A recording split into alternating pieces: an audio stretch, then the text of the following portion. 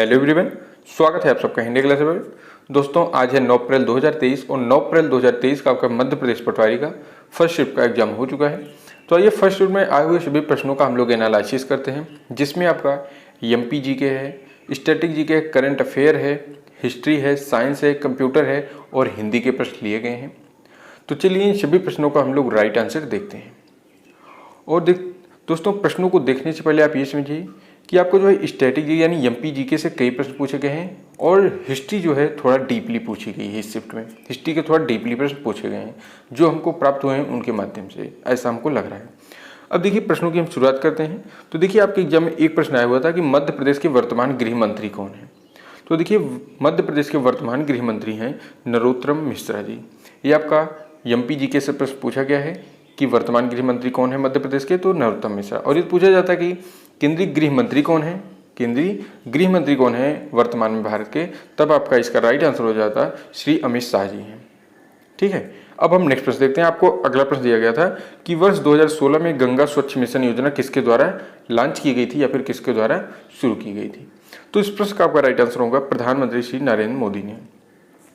और इसी से दूसरा प्रश्न आपका बन सकता है कि गंगा स्वच्छ मिशन योजना जो है कब लॉन्च की गई थी, तब आपका राइट आंसर होगा सन 2016 में। और पूछेगा कि किसके द्वारा लॉन्च की गई थी, तो प्रधानमंत्री नरेंद्र मोदी के द्वारा की गई थी। अब नेक्स्ट प्रश्न देखिए, अगला प्रश्न आपको दिया गया है कि कजाकिस्तान देश की नई राजधानी किसे बनाया गया है। तो देखिए हाल ही में कजाकिस्तान देश की जो है नई राजधानी कौन सी बनाई गई है, अस्ताना को बनाई गई है। ठीक है, कजाकिस्तान देश की नई राजधानी अस्ताना को बताई गई है। दोस्तों हम आपको प्रत्येक वीडियो में कहते आ रहे हैं और फिर से कह रहे हैं कि अभी तक जितने भी भैया बहन ने जो है एग्जाम नहीं दिया है, सभी लोग इस टाइप के प्रश्नों को जरूर पढ़ के जाएं और अधिक से अधिक प्रश्नों को पढ़ के जाएं कि किस देश के कौन से राष्ट्रपति चेंज हुए हैं, किस देश की कौन सी राजधानी चेंज हुई है और उस देश से और भारत देश के बीच में कौन से प्रमुख युद्धाभ्यास होते हैं। और महिलाओं से अधिक प्रश्न आप पढ़ के जाइए। और खेल से बहुत सारे प्रश्न पूछे जा रहे हैं, खेल से प्रश्नों की संख्या अधिक है। अभी कल जो सेकंड शिफ्ट में एग्जाम हुआ वहाँ पर खेल से संबंधित 4 से 5 प्रश्न पूछे गए हैं। तो खेलों से संबंधित आप अधिक से अधिक पढ़िए और महिलाओं से संबंधित जितने भी प्रश्न आपसे बन सकें सभी प्रश्नों को आप जरूर एक बार रिवाइज करके जाइए। अब देखिए नेक्स्ट प्रश्न आपको दिया गया है कि स्टडी इन इंडिया यानी स्टडी इन इंडिया SII 2022 बैठक का उद्घाटन कहाँ किया गया है। स्टडी इन इंडिया 2022 बैठक का उद्घाटन कहाँ किया गया है, तो इसका राइट आंसर है आपका बांग्लादेश के ढाका में किया गया है। यदि आपके ऑप्शन में बांग्लादेश हो तो बांग्लादेश, नहीं तो आपका पहले आप ढाका को रखेंगे। आपके ऑप्शन में ढाका दिया गया है और ये ढाका नहीं होता तब आपका राइट आंसर होता बांग्लादेश में। अब नेक्स्ट प्रश्न देखते हैं। अगला प्रश्न देखिए आपको दिया गया है, यह एक योजना पूछी गई है। तो दोस्तों देखिए सबसे पहले हमको किसी भैया या बहन द्वारा जो है एक ही योजना, आपके एग्जाम में एक ही योजना पूछी गई लेकिन हमको भैया बहन ने 2 योजना भेजी थी। तो हमने आपको दोनों का एनालिसिस करा दिया है जिससे आपको समझने में कोई परेशानी ना हो। आप दोनों योजनाओं को देखिए, जो आपके प्रश्न में आया हुआ था आप उसका राइट आंसर समझ जाएंगे। तो देखिए एक भैया ने बताया था कि PMJAY में ए का क्या अर्थ है, ऐसा प्रश्न पूछा गया था। तो यदि ये प्रश्न पूछा गया था तो ए का इसमें अर्थ है आरोग्य। PMJAY में ए का अर्थ है आरोग्य। कैसे, तो देखिए PMJAY का फुल फॉर्म है प्रधानमंत्री जन आरोग्य योजना।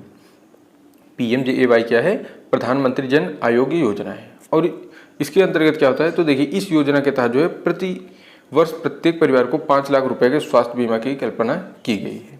ठीक है, इस योजना के तहत जो है प्रत्येक परिवार को 5 लाख रुपए की स्वास्थ्य बीमा की कल्पना की गई है। अब देखिए नेक्स्ट योजना जो हमको किसी भैया ने बताई थी, अगला योजना है PMJJBY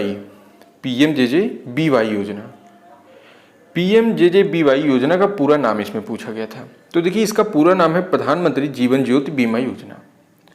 अब देखिए प्रधानमंत्री जीवन ज्योति बीमा योजना है क्या, इसका उद्घाटन किया गया था या फिर ये कब आरंभ हुई थी प्रधानमंत्री जीवन बीमा योजना। तो इस योजना का आरंभ जो है कोलकाता में 9 मई सन 2015 को भारत के माननीय प्रधानमंत्री श्री नरेंद्र मोदी ने किया था। अब इसी से आपका दूसरा प्रश्न बनेगा कि प्रधानमंत्री जीवन ज्योति बीमा कब शुरू की गई थी। तो इसका राइट आंसर होना चाहिए आपका 9 मई सन 2015 को। और कहाँ से शुरू की गई थी या फिर कहाँ से आरंभ की गई थी, तो कोलकाता से। और किसने किया था, तो प्रधानमंत्री नरेंद्र मोदी ने किया था। अब हम नेक्स्ट प्रश्न की ओर मूव करते हैं। और देख लीजिए ये है क्या, PMJJBY योजना है क्या।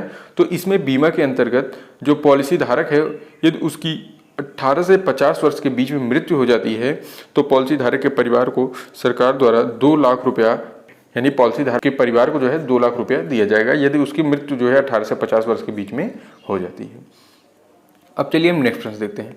अगला प्रश्न आपको दिया गया है कि वर्ष 2022 का साहित्य का नोबेल पुरस्कार किसने दिया है। वर्ष 2022 का साहित्य का नोबेल पुरस्कार किसे दिया गया है? तो इस प्रश्न का आपका राइट आंसर है एनी एर्नॉक्स को, एनी एर्नॉक्स को। अब देखिए ये क्या है, तो साहित्य में 2022 का नोबेल पुरस्कार फ्रांसीसी लेखक एनी एर्नॉक्स कौन थे? एक फ्रांसीसी लेखक थे। तो एनी एर्नॉक्स को साहस और नैदानी तीक्ष्णता जिसके साथ वह व्यक्तिगत स्मृति और व्यवस्थाओं और सामूहिक प्रतिबंधों को उजागर करती है के लिए दिया गया था। अब नेक्स्ट प्रश्न देखते हैं। अगला प्रश्न आपसे पूछा गया था कि भारत का केंद्रीय बैंक किसे कहा जाता है। तो देखिए इस प्रश्न का आपका राइट आंसर है भारत का केंद्रीय बैंक जो है भारतीय रिजर्व बैंक को कहा जाता है। इसी को आप भारतीय रिजर्व बैंक ऑफ इंडिया कहते हैं। ऑफ इंडिया का मतलब का भारत का, ठीक है। तो आपका राइट आंसर क्या है? भारतीय रिजर्व बैंक। अब देखिए भारतीय रिजर्व बैंक से संबंधित भारतीय रिजर्व बैंक की स्थापना 1 अप्रैल सन 1935 को हुई थी और यह भारत का केंद्रीय बैंक है जो सभी बैंकों को नियंत्रित करता है। इससे आपसे दूसरा प्रश्न बन सकता है आपके अगले शिफ्ट में कि भारतीय रिजर्व बैंक की स्थापना कब की गई थी। तो आपका राइट आंसर होना चाहिए 1 अप्रैल सन 1935 को हुई थी, ठीक है। अब चलिए हम नेक्स्ट प्रश्न की ओर मूव करते हैं और नया प्रश्न देखते हैं। अगला प्रश्न आपको दिया गया है निम्न में से कौन संतुरवादक है। देखिए इस प्रश्न का भी हमको 2 प्रश्न मिला है। आया एक ही पूछा गया था लेकिन 2 प्रश्न हमको भेजा गया है। एक भैया ने भेजा कि कौन संतुरवादक है और दूसरा भेजा गया था कौन सितारवादक है। तो सबसे पहले हम संतुरवादक को देखते हैं, उसके बाद सितारवादक को देखते हैं। जो आपके ऑप्शन में आया था आप उसको राइट आंसर देख लेंगे। तो देखिए संतुरवादक कौन है, तो प्रसिद्ध संतुरवादक है पंडित शिव कुमार शर्मा। यदि ये पूछा गया था तो आपका ऑप्शन में दिया गया होगा पंडित शिव कुमार शर्मा, और यदि ये नहीं दिया गया था, देखिए दूसरा प्रश्न क्या था, इनमें से कौन सितारवादक नहीं है। तो 3 तो ऐसे दिए होंगे जो सितारवादक हैं और एक नाम ऐसा होगा जो सितारवादक नहीं है। तो देखिए हमने आपको एक पंडित रविशंकर प्रसाद और दूसरा उमाशंकर को बताया है, और एक कोई और नाम दिया होगा और एक ऐसा नाम दे दिया होगा जो सितारवादक नहीं थे। तो वो प्रश्न आपका राइट होना चाहिए उसमें, ठीक है। जो गलत है वही राइट होगा। अब देखिए कुछ प्रमुख वादकों को देखिए, तो सितार वादक हमने देख लिया पंडित रवि प्रसाद और उमाशंकर, और बांसुरी वादक कुछ प्रसिद्ध हैं, हरिप्रसाद चौरसिया हैं जो आपके एग्जाम में पूछे जाते हैं। तबला वादक कौन है, तो अल्लार खां और जाकिर हुसैन, अल्लार खां और जाकिर हुसैन। और यदि पूछा जाए प्रसिद्ध संतूर वादक कौन है, तो शिव कुमार शर्मा जी हैं। अब चलिए हम नेक्स्ट प्रश्न की ओर मूव करते हैं और अगला प्रश्न आपको दिया गया हिस्ट्री से प्रश्न आए हुए हैं। सम्राट अशोक ने किस धर्म को अपनाया था। सम्राट अशोक ने किस धर्म को अंत में अपना लिया था। तो इसका राइट आंसर होगा आपका बौद्ध धर्म को। और क्यों अपनाया था इसको आप समझ जाएंगे तो आप प्रश्नों को आसानी से समझेंगे। देखिए कलिंग युद्ध में क्षति और नरसंहार से उनका मन जो है युद्ध से ऊब गया था और वह अपने कृत्य को लेकर व्यथित हो उठे थे, यानी परेशान हो गए थे। और इसी शोक के उबरने के लिए वह बुद्ध के उपदेशों को करीब आते थे, यानी वो बहुत परेशान हो गए थे और शोक में चले गए थे। इसी शोक से उबरने के लिए वो बुद्ध के उपदेशों को सुनते थे और पढ़ते थे, और अंत में क्या है उसने बौद्ध धर्म को स्वीकार कर लिया था। यानी सम्राट अशोक ने अंत में बौद्ध धर्म को स्वीकार कर लिया था। अब नेक्स्ट प्रश्न देखिए, आपसे अगला प्रश्न पूछा गया है जो हमने अभी आपको बताया था कि थोड़ा डीप प्रश्न पूछे गए हैं। तो देखिए ये 2 प्रश्न हमको मिले हैं जो थोड़ा डीप लग रहे हैं, और यदि ये सही हैं तो आपका राइट आंसर देखिए जंजीर किला किस राज्य में स्थित है। यदि ये पूछा गया था तो देखिए इसका राइट आंसर होगा मुरुड जंजीरा भारत के महाराष्ट्र राज्य के रायगढ़ जिले के तटीय गांव मुरुड में स्थित है। यदि आपसे पूछा गया था किस राज्य में स्थित है, तब महाराष्ट्र राज्य में। यदि पूछा जाता किस जिले में स्थित है तो रायगढ़ जिला आपका राइट आंसर हो जाता। और देखिए दूसरा प्रश्न भेजा गया है कि जिंजी का किला कहाँ स्थित है। जिंजी का किला कहाँ स्थित है। तो यदि ये प्रश्न आपके एग्जाम में आया हुआ था तो इसका राइट आंसर होगा तमिलनाडु में। अब जो आपके ऑप्शन में आया था उसका आप राइट आंसर समझ गए होंगे। अब चलिए हम नेक्स्ट प्रश्न की ओर मूव करते हैं और अगला प्रश्न आपको दिया गया है कि प्रारूप समिति के अध्यक्ष कौन थे। प्रारूप समिति के अध्यक्ष कौन थे, तो इसका राइट आंसर है डॉक्टर भीमराव अंबेडकर जी थे। प्रारूप समिति के नए अध्यक्ष कौन थे, अध्यक्ष कौन थे, तो डॉक्टर भीमराव अंबेडकर थे। अब चलिए हम साइंस के प्रश्नों की ओर मूव करते हैं।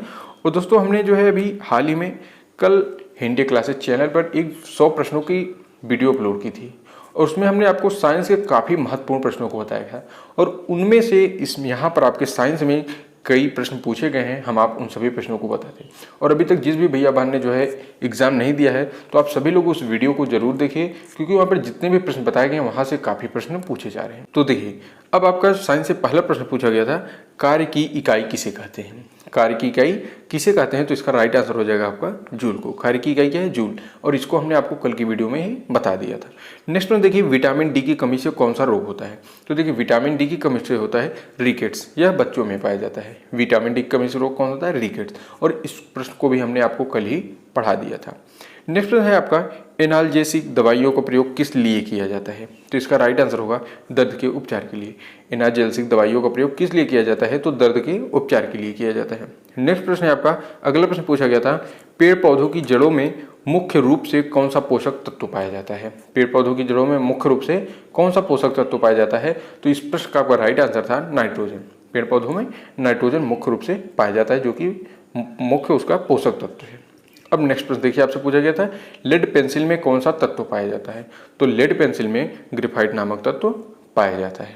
आपका राइट आंसर क्या होना चाहिए, ग्रेफाइट। और यह प्रश्न जो है आज फिर से रिपीट हुआ है और कल के फर्स्ट शिफ्ट में फिर से पूछा गया था। इसलिए जितने भी शिफ्टों के एनालिसिस कराए जाते हैं आप उन सभी को जो है ध्यान से देखा करिए एक एक प्रश्न को, क्योंकि आप ये सभी एनालिसिस को ही देख लेते हैं तो आपका लगभग 40 से 50% तो प्रश्न ऐसे मिल जाएंगे जो आपके इस शिफ्ट में लगातार पूछे गए हैं। और दूसरी चीज़ उससे आपको पता चल जाती है कि किस टाइप के प्रश्न पूछे जा रहे हैं एग्जाम में, तो इससे आपको क्या होगा, प्रश्न जो है आप जो है आपका एग्जाम जो है एग्जाम देने में आपको आसानी हो जाएगी। अब चलिए हम नेक्स्ट प्रश्न की ओर मूव करते हैं और अगला प्रश्न आपसे देखिए पूछा गया था, निम्न में से कौन सी रविंद्रनाथ टैगोर की रचना है। तो देखिए इनकी कुछ प्रमुख रचनाएं हैं, जैसे कौन सी, गीतांजलि है, चोखेर वाली है, गोरा है, घरे बायरे है, काबुली वाला और चार अभ्यास और योगा योग। तो देखिए दो ही प्रश्न इनके पूछे जाते हैं अक्सर, एक गीतांजलि और एक है गोरा। इन्हीं दोनों में से कोई एक पूछा गया होगा आपके भी प्रश्न में, तो जो इनमें से दिया गया था वही आपका राइट आंसर हो जाएगा। नेक्स्ट प्रश्न देखिए आपका कंप्यूटर से पूछा गया था कि कंप्यूटर भाषा पाइथन का प्रकाशन कब हुआ। कंप्यूटरी भाषा जो है पाइथन का प्रकाशन कब हुआ था, इसका राइट आंसर है सन 1991 ईस्वी में हुआ था। देखिए पाइथन है क्या, तो देखिए पाइथन एक प्रोग्रामिंग लैंग्वेज है जो कंप्यूटर सॉफ्टवेयर और एप्लीकेशन बनाने में उपयोग किया जाता है। पाइथन एक प्रोग्रामिंग लैंग्वेज है जो कंप्यूटर सॉफ्टवेयर और एप्लीकेशन बनाने के लिए यूज किया जाता है। और नेक्स्ट प्रश्न आपको दिया गया था, वीपीएन का पूरा नाम क्या है, तो वीपीएन का पूरा नाम क्या होता है, वर्चुअल प्राइवेट नेटवर्क। वीपीएन का पूरा नाम क्या है, वर्चुअल प्राइवेट नेटवर्क। और दोस्तों कल जो है हमारी एक हिंदी की वीडियो आने वाली है जिसमें आपको हम हिंदी के प्रमुख प्रश्नों को बताएंगे, जिसमें आपका समास होगा, संधि होगी, शुद्ध वर्तनी होगी, विलोम होंगे, उपसर्ग होंगे, प्रत्यय होंगे, मुहावरे होंगे, अनेकार्थी शब्द होंगे, तद्भव तत्सम होंगे, अलंकार और छंद और पर्यायवाची से संबंधित सभी महत्वपूर्ण प्रश्न बताए जाएंगे। यदि आप उस वीडियो को देख लेते हैं तो आप 90% जो है सही आंसर करके आएंगे एग्जाम में। आपको वही प्रश्न उस वीडियो में बताए जाएंगे जो आपके एग्जाम में आने वाले हैं। हमने ऐसे कुछ महत्वपूर्ण प्रश्नों को लिया है और 15 तारीख से लेकर आज 9 तारीख तक जितने भी महत्वपूर्ण प्रश्न हिंदी के पूछे गए हैं जो बार बार रिपीट हुए हैं उनको भी हम डिस्कस करेंगे, तो इसलिए उस वीडियो को आप लोग कल जरूर देखिएगा। अब चलिए हम नेक्स्ट प्रश्न देखते हैं। अगला प्रश्न आपको दिया गया है कि किस उपकरण में बिजली, यानी ऐसा कौन सा उपकरण है जिसमें बिजली जाने के बाद भी करंट रहता है। बिजली जाने के बाद भी किस उपकरण में करंट रहता है, तो उसका राइट आंसर आपका क्या है, विद्युत स्विच गियर में। विद्युत स्विच गियर में बिजली जाने के बाद भी करंट रहता है। और नेक्स्ट प्रश्न आपसे पूछा गया था, रजिस्टर क्या है। कंप्यूटर से पूछा गया था रजिस्टर क्या है, तो देखिए रजिस्टर एक मेमोरी होती है जो कि कंप्यूटर का ही एक भाग है। रजिस्टर क्या है, एक मेमोरी है जो कंप्यूटर का ही एक भाग है और रजिस्टर मेमोरी सबसे तेज मेमोरी के रूप में से एक होती है। अगला प्रश्न आपसे एक देखिए शॉर्ट की पूछा गया था कि पावर पॉइंट में सर्च की शॉर्टकट क्या है। पावर पॉइंट में सर्च की शॉर्टकट क्या है, तो इसका राइट आंसर है आपका Ctrl+F, जो कि आपका राइट आंसर हो जाएगा। तो दोस्तों इस प्रकार जो है हमको आज 9 तारीख से फर्स्ट शिफ्ट से जितने भी प्रश्न मिल सके थे हमने सभी प्रश्नों का एनालिसिस करा दिया है। और यदि कोई प्रश्न गलत हो जाता है हमारे द्वारा बताया गया, तो यदि उसका आप राइट प्रश्न जानते हैं, सही प्रश्न जानते हैं, तो उसे हमें कमेंट बॉक्स में जरूर बताएं जिससे हम आपको सही प्रश्न बता सकें। और कल हमारी नई वीडियो हिंदी की आने वाली है जिसमें आपको सभी इंपॉर्टेंट प्रश्न बताए जाएंगे और उसी वीडियो से जो है आपको प्रश्न आपके एग्जाम में देखने को मिलेंगे। तो सभी लोग उस वीडियो को जरूर देखिए। और हमने साइंस का वीडियो जो है अपलोड कर दिया गया है, सभी लोग परीक्षा देने से पहले उस वीडियो को एक बार जरूर देख के जाएं। वहाँ से काफ़ी प्रश्न आज की जो है शिफ्ट में पूछे गए हैं और सभी लोग जो है ध्यान से एक बार उस वीडियो को देख कर जाएँ। और मिलते हैं हम आपको एक नेक्स्ट वीडियो में एक नए टॉपिक के साथ, तब तक के लिए जय हिंद, जय भारत।